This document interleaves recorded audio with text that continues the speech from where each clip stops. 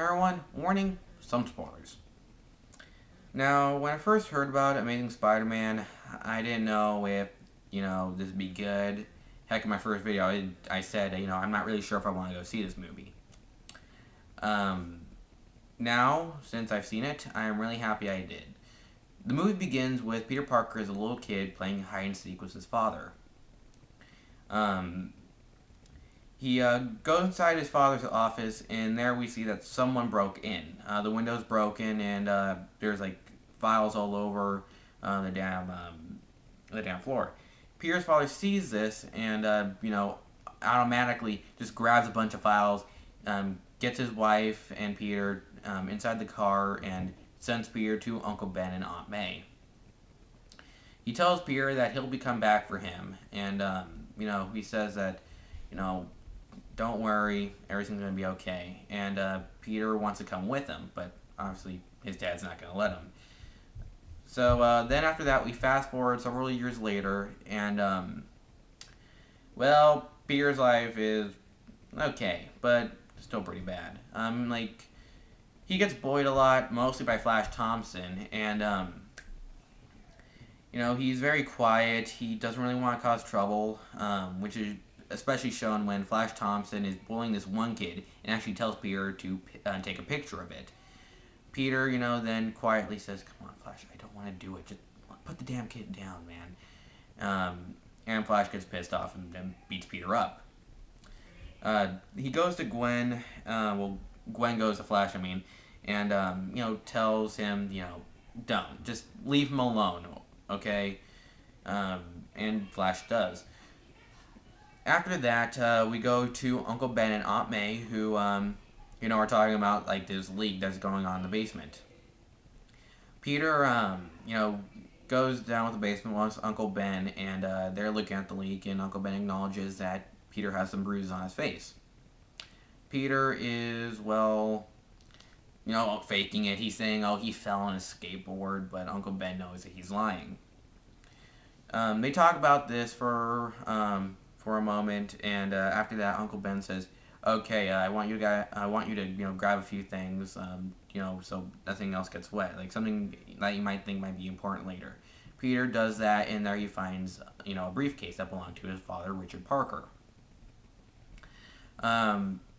When Peter revealed this to Aunt May and Uncle Ben, you can clearly see that they are concerned.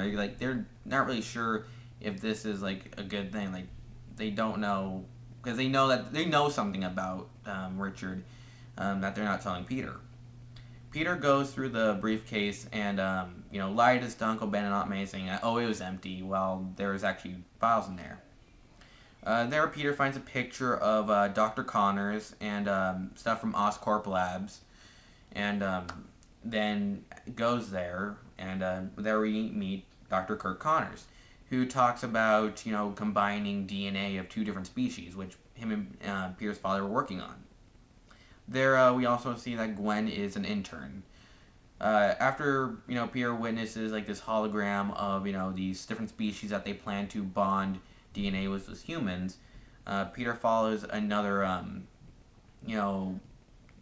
big guy in the Oscorp Industries. I don't remember what his name was. I know that he was originally going to be going by the name of the guy who became Proto-Goblin, but they changed it because people were thinking that he was going to be the next villain.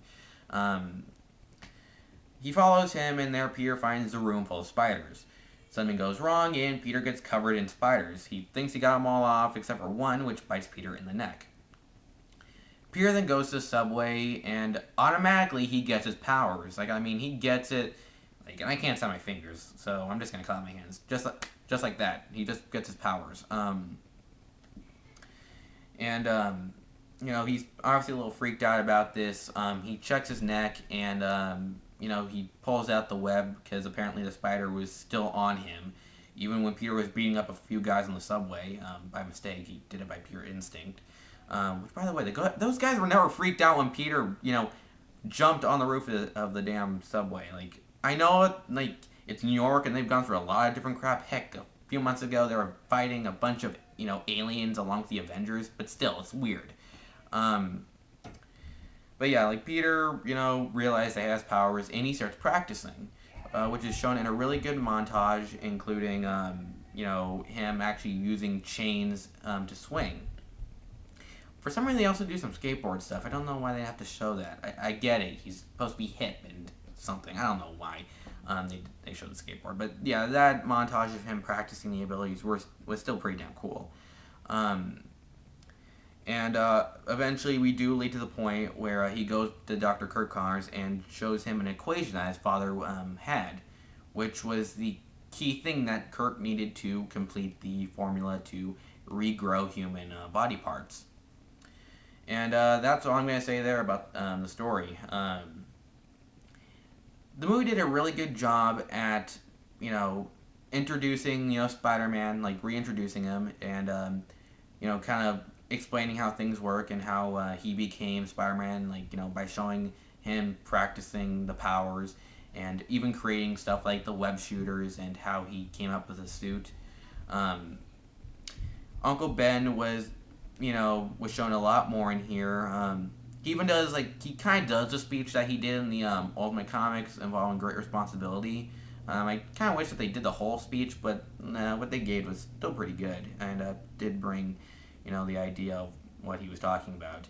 Speaking of, the story does bring in more of, the great responsibility, because Peter's not just dealing about his powers. He's also, he also has to deal with the lizard, because it was, he feels responsible for creating the lizard. Like, if he didn't give, Kurt that equation, Kurt wouldn't have, tested it on this rat, which ended up becoming a giant lizard, which I'm going to get into later, and then tested it on himself. And he wouldn't become the giant lizard man. And, I thought that was really good. The other characters, though, were done pretty well, except for Kurt Connors. When he became the lizard, they kind of messed it up a bit, because in the comics, when Kurt became the lizard, it was kind of like this inner battle, like Kurt versus the lizard. Like, Kurt was fighting back constantly, and he tried finding a cure. While in here, Kurt is, pretty in sync. Like, he goes freaking insane. Like, they make it clear that it wasn't Kurt talking, it was, the toxins that was affecting his brain. But still, I wish that Kurt actually put up more of a fight and that we had more of a struggle. Kind of like how Norman Osborn had in the first Spider-Man movie. And as for other characters, they were pretty close to their character. They even did a good job of Flash Thompson, who doesn't really get enough screen time, but you do see that they're doing pretty good with him. Because he's not just a bully, he actually tries to help Peter out. He, says he's sorry to Peter when he hears that Uncle Ben dies.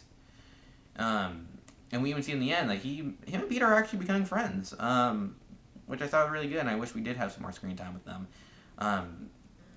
The effects were pretty damn good. I didn't think they overdid it with CGI. I am really interested to see what they do in the next movie, though, because there's clearly going to be a running story arc involving Peter's parents. But, I don't want to spoil how that goes. But, Amazing Spider-Man was a great movie. A great Spider-Man movie and a great Marvel movie. And I really do hope that Spider-Man does end up in the Avengers movie. That's all I gotta say. I hope you liked this video. Goodbye.